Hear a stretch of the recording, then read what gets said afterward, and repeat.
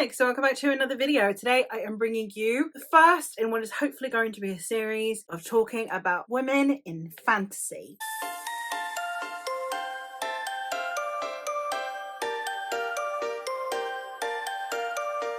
This year I am on my feminine flipping rage year, and therefore I'm going to be talking about some women in fantasy. I used to do this more on the channel and then I just kind of fizzled out. And it's not okay, and we're going to talk about some ladies. So first thing I'm going to do is I'm going to talk about some women who are writing in epic fantasy. Today we're talking epic fantasy. I have a whole series of these planned, and then I'm also going to talk about some them friends later on in the year, and I am excited. So yes, let's talk about some women in epic fantasy. We're going to start this out with authors. I'm going to talk about authors in epic fantasy, and then maybe we will transition later on into characters, like women characters in epic fantasy, but we are starting with authors. And the first one we've got is Tessa Gratton. I'm specifically talking about the Innis Lear series. There are two books in this series. There are the Queens of Innis Lear and Lady Hotspur, and they are set quite far apart. They're like over a century apart, I think, and they are companion novels, and they are also Shakespeare retellings. So this one is a retelling of King Lear, obviously, and the second one is Henry the Fifth, one of the Henrys. In this first one, we are going to be following the three daughters of King Lear, and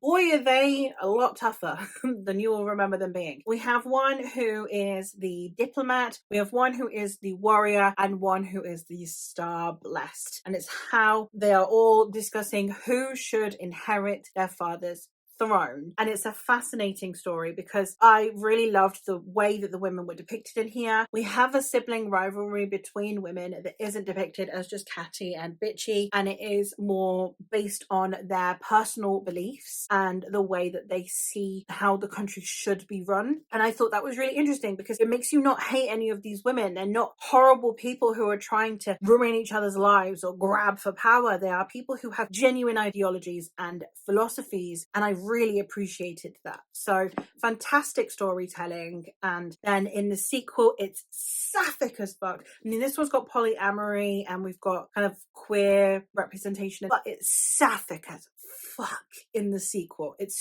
so good. It's got three kind of leading ladies. We have Hal Bolingbroke, we have Lady Hotspur, and we have Banamora. And these are all characters from the original plays. They've been gender flipped. They're all women. They are warriors. They are queens. They are people in their own right, and they stand for something. They believe in something, and they want to push forward for something. And I love them. And these books, they have a very flowery writing style. They have a very specific writing style that I understand isn't going to be for everyone, but I think they are fabulous. They're slow, they're gentle, but they're also strong, and they are purposeful stories, and I really like that. I have a dedicated review to this series that I will leave linked. All of these I think I have dedicated reviews for, so I'll leave those linked, but I had a great time with this. Another absolute favorite of mine is the Chorus of Dragons series by Jen Lyons. This one has a mixed gender cast. It's not all women like with Innis Lear. The cast in here is mixed, and our main protagonist is actually a guy. His name is Kieran, but there are so many amazing characters in here and so much representation, and I love it. We have in this story a young man named Kieran who is plucked out of obscurity and is proclaimed to potentially be the heir to this noble house. We are telling this story from three different perspectives. The first one is what is deemed to be present day of this story, in which Kieran is now being held captive and is potentially going to be executed. It's a conversation between Kieran and his jailer, who can read his mind. So he's like, well, why bother? And they're like, well, because I want you to tell me your story. So then he goes back to what led to him being captured and imprisoned. At the same time, we then also have the jailer being like, no, we need to go further back, and telling his story even further back. So we have three different chronologies of these events that are then eventually going to converge, and it's fantastic.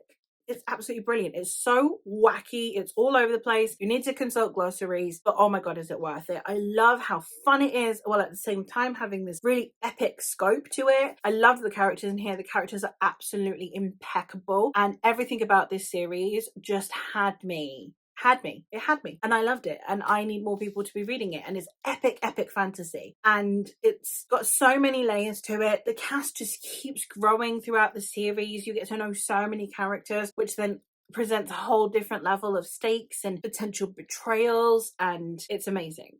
It's absolutely amazing. The next series I have is one that I have mixed feelings on, but I still think is definitely worth a shot, because the things that maybe didn't work for me would still potentially work for you, because it's like a very specific personal taste thing. But that is The Drowning Empire by Andrea Stewart. This first book, Bone Shard Daughter, is following the Emperor's daughter who has lost her memory and therefore is having to relearn essentially how to be her father's heir. And she is competing with her half brother as to who would get the throne upon her father's demise. She is therefore having to try practicing with the forbidden bone shard magic that only her father has control over. We're also following it from the perspective of a smuggler who is trying to clear his debts. He was someone who was, I think, if I remember correctly, kind of plucked out of the slums and therefore given opportunity. But obviously that comes with a price, and he's now having to pay off his debts by smuggling. We're also following it from the perspective of the daughter of one of the governors of one of the islands part of this kingdom, and how she is conflicted between her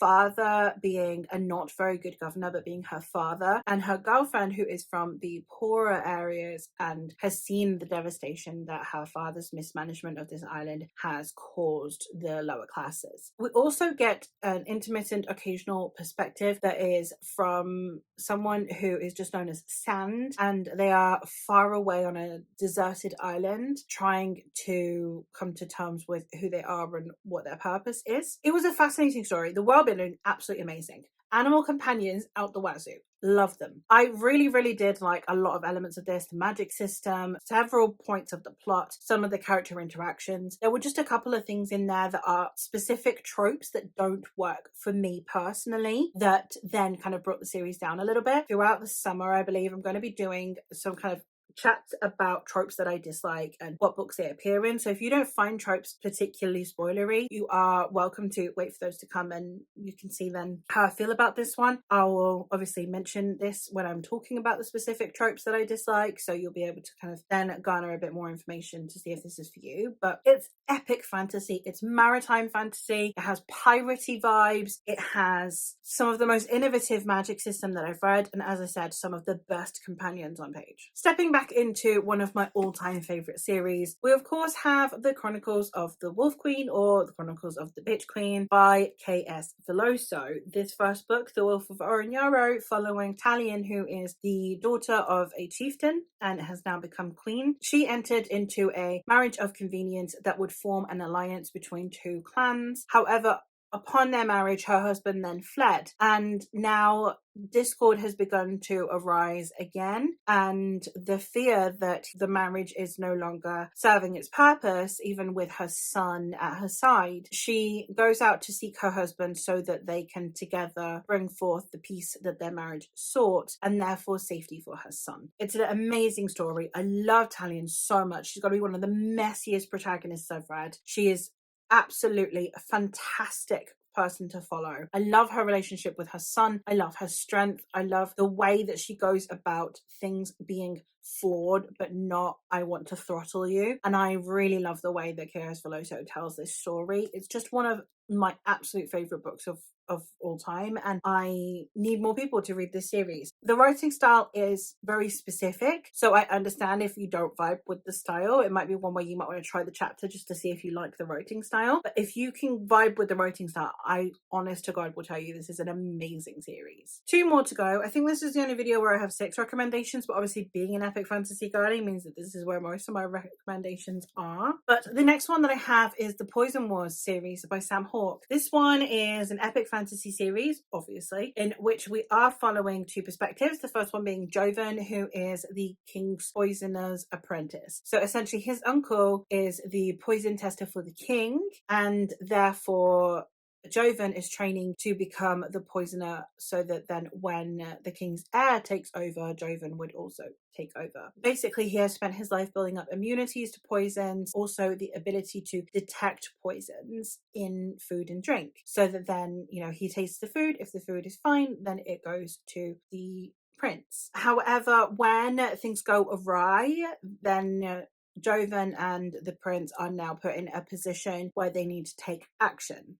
We're also following it from the perspective of his sister Kalina, who is disabled, and she's always had several physical ailments that means that she couldn't take on the position that her younger brother is in, and she feels shame for that. However, being someone who is disabled, she is someone who is relatively invisible. She is ignored, which makes for a fantastic spy master. And I loved the conversations that we had in here. I loved the way that we had this depiction of friendship that was absolutely gorgeous. I loved all of the interpersonal relationships in here, and I loved the way that we discussed diplomacy. It's only a duology as well, so if you're intimidated by epic fantasy being like 10 books long, then this duology would definitely be one that I think would scratch that itch. It was a really interesting way of telling a story as well, because it's got a level of gentility to it, even when it's discussing quite harrowing things, like quite gruesome deaths or war or sieges. We also have a level of levity to the tone that makes it easier to get through. And the last one I have to talk about is a political epic fantasy, and that is the Dreamblood duology by N.K. Jemisin. This series is again, duology, and in it we are following the city of